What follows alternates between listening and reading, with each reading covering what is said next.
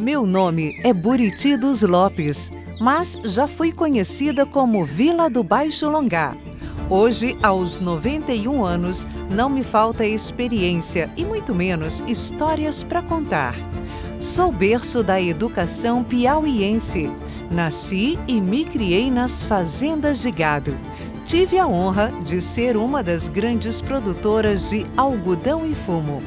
Hoje, no entanto, tenho orgulho de sustentar o título da capital do arroz, Cidade do Bordado. Convido vocês a conhecer um pouco da minha história.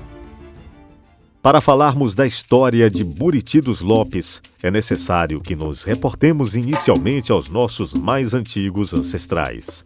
Evidências historiográficas comprovam que os primeiros habitantes desta terra foram os Tremembés, que habitaram todo o norte piauiense, do ramo Cariri.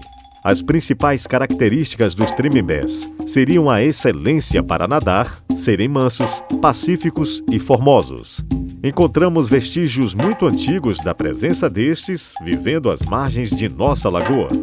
A presença dos primeiros habitantes vivendo em solo buritiense é constatada através de inscrições gravadas em grutas e cavernas aqui existentes. A Pedra do Letreiro, juntamente com o Porão do Japão, representam nossos mais ricos tesouros históricos. A história nos conta que os Tremembés e os Alongados eram o dono dessa região, principalmente do sítio Buriti, tá certo? Eles tinham as ocas colocadas na margem do brejo, as ocas, né? Ali eles tinham como sendo um santuário ecológico deles, ali tinha de tudo. É onde eles moravam, antes dos portugueses chegarem aqui. Classificado por malocas chamadas, né? As malocas, por exemplo, os pirangis, os índios pirangis, os Tremembés aqui do Brejo, a margem do Parnaíba, os Alongá no Rio Longá, e assim sucessivamente. Foi o começo do século XVIII, né? Do século XVIII. Mais ou menos em 1700. Aí ele se estabeleceu ali no Brejo, o plantio, ele fazia o plantio de arroz, a criação de gado, ele fundou essa fazenda aqui na beira do Brejo e fundou outra nos Tinguis. A finalidade daquela pedra era montar um monjolo para quebrar os cereais, o milho, a produção que tinha aqui, né? Para poder desenvolver. Tinha outra, mas não sei onde ficou as outras, só foi demonstrado aquelas duas, né? Ali são duas pedras em uma só. Ali, né? Ali são duas pedras. É como se fosse um rolamento. Inclusive eu mandei o rapaz desenhar ali a foto dele, de Francisco Lopes, em cima da pedra de monjolo. A história não diz que ele realmente chegou a construir esse monjolo, mas a intenção dele era fazer isso. Do nosso conhecimento é a única, porque lá está o nome dele, né? Eu não conheço outra história sobre ele, não estou lembrado não, se tem. Porque nós só encontramos documentos via ultramarino, Portugal, essa história aí, né? Tem os outros, José Lopes da Cruz, tem o Luiz José Demétrio, né? Tem a assinatura dele, mas Francisco Lopes acho que é só essa daí. Em 16 de agosto de 1964, foi canonicamente inaugurada a paróquia Nossa Senhora dos Remédios, pelo bispo diocesano Dom Frei Luís da Conceição Saraiva. No entanto, a história da igreja de nosso município não seria tão recente. Segundo a Enciclopédia dos Municípios Brasileiros, ela deveria ser considerada um patrimônio histórico buritiense, por sua construção teria ocorrido em 1760, 10 anos antes da Catedral Nossa Senhora das Graças em Parnaíba, tendo assim seus 250 anos de existência. É verdade, teve. Tanto na fazenda de Francisco Lopes, que realmente era nos Tinguis, realmente o rapaz foi morto lá, o filho dele, Ângelo Antônio Lopes, porque resistiu contra os balaios, porque não queria libertar os escravos, né? E por isso teve a revolta que ele foi morto. Mas teve também escravo na fazenda Mucamo, do nosso conhecimento. Ela era rica porque, segundo eu conversei com o neto dela, que se dava muito de amigo comigo. Ele disse que ela juntou muita fortuna de ouro e prata em moedas, e quando estava perto de morrer, e ela foi a única que construiu a própria casa dela, que escravo não tinha casa naquele tempo. Ela trabalhava aqui em Buriti, na casa dos brancos, e ela ganhava a condição dela e ia guardando. E ela ganhava alguma gratificação e guardava, tudo em ouro e prata. Quando ela estava perto de morrer, ela chamou os filhos, parece que eram 6 filhos que ela tinha, e derramou esses valores, essas fortunas, na sala da casa. E chamou os filhos para dividir. Aí dividiu tudo entre eles, esses 6 filhos dela. Eles tinham 2 grupos. Tinha um grupo de propaganda, que era o vaqueiro, né? E tinha o grupo de defesa dos escravos, né? Que era o grupo que teve aqui na fazenda Tinguês, que era o grupo de Cosme, né? Que ele entrava na fazenda, destruía e libertava os escravos que... Esse é o grupo da balaiada que veio até aqui, né? É, o grupo de Cosme. Eles liberavam, só que nessa fazenda, se a gente voltar à época, voltar ao contexto, era um tempo que não tinha ferrovia, não tinha trens, o único transporte eram as águas, né?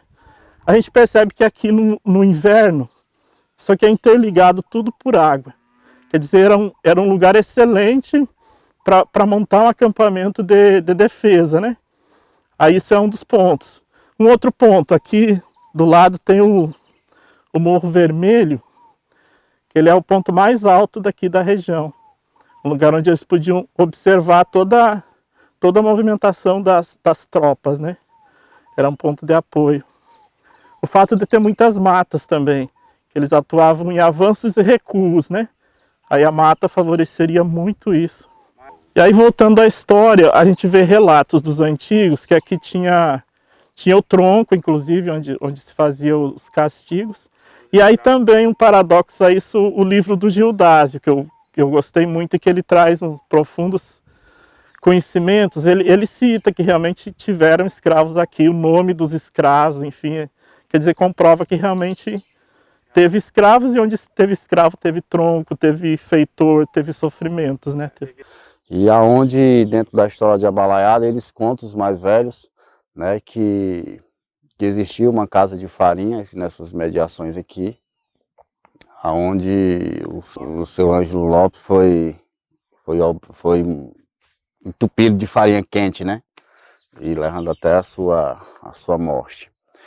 Aqui do lado também tem, aqui, segundo os mais velhos, conta que era um cemitério clandestino dos balaios, né. E prova disso, algumas pessoas já acharam alguns artefatos e comprova a história, né. Aí começou essa revolução, foi uma das maiores revoluções que deu entre o Piauí, o Maranhão, o Piauí e o Ceará. Envolveu 3 estados. Envolveu esses 3 estados, e foi guerra grande, foi perigosa, parecia o governo mandar acabar. Teve um moço chamado Cosme, que liderava aquela região ali do Maranhão. Parece que tinha 2.000 escravos lá. Uma vez ele entrou lá numa casa, numa capela, e tomou até a batina do padre e vestiu para ele ficar liderando, tá entendendo? Quando ele chegou num lugar chamado Várzea, ele passou pro lado do Piauí. Aí veio para a Barra do Longar. E da Barra do Longar, ele teve o prefeito de Parnaíba, José Francisco de Miranda Osório, veio combater eles aqui. Que o Buriti dos Lopes não lutou contra os balaios. Inclusive aqui no Buriti tinha um dos chefes de balaio e era forte, tá entendendo? Por isso que a gente faz uma crítica, que no hino do Buriti, na guerra contra os balaios, serviço de forte, na guerra, o Buriti não brigou contra os balaios. O Buriti tinha um chefe que ele chamava até de Ruivo, que é da família Castelo Branco, que lutou a favor dos balaios. Está a estátua dele lá em Caxias do Maranhão, está lá a estátua dele na praça pública. Outra importante pesquisa no ano de 1916. Buriti dos Lopes ainda fazia parte da comarca de Parnaíba. No Anuário Administrativo, Agrícola, Profissional Mercantil e Industrial da República dos Estados Unidos do Brasil para 1917, falava que tínhamos um clima saudável e que se cultivava algodão, fumo, arroz, milho, feijão, cana-de-açúcar, mandioca, batatas, cocos, gengelim, mamonas e etc. Segundo o livro, Buriti dos Lopes Pré-História, História e Memórias, fala o que poucas pessoas sabem é que antes do Buriti dos Lopes ser reconhecida como capital do arroz, a nossa maior produção agrícola baseava-se no plantio do fumo, e no documento encontrado no Arquivo Público do Piauí, Casa Anísio Brito, evidencia que uma quantidade considerável era produzida em nosso município.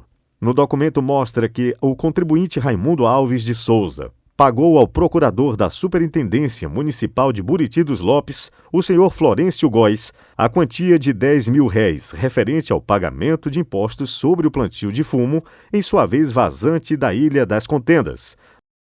Procissão de Santa Luzia, Buriti dos Lopes à Barra do Longar.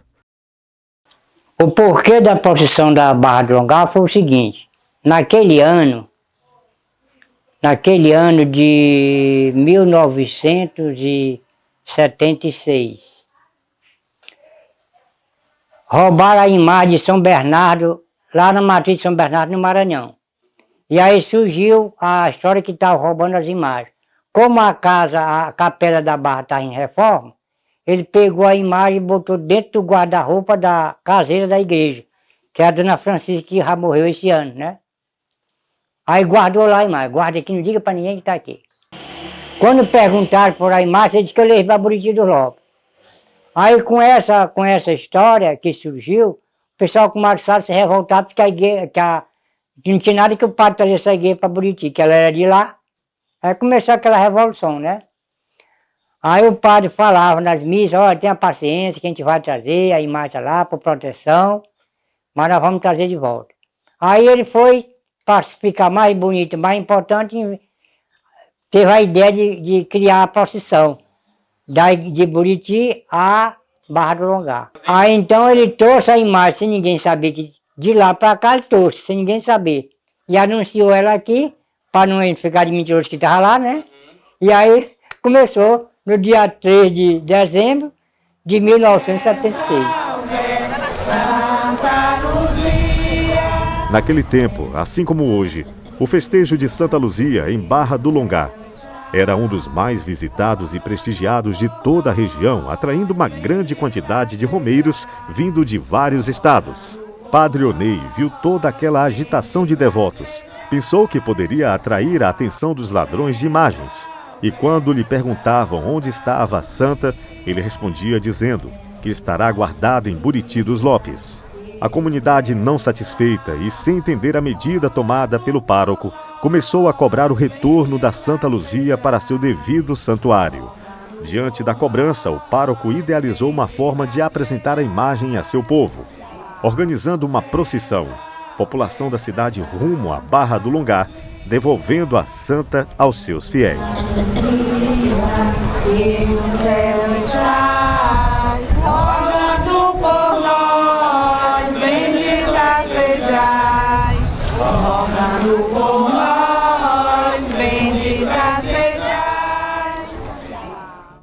Pois é, tive um passado glorioso e agora, no presente, trago o futuro que é muito luminoso. Como você pode ver, estou dando certo. E hoje sou um bom lugar para se viver. Aliás, o melhor lugar. Muito prazer, sou Buriti dos Lopes.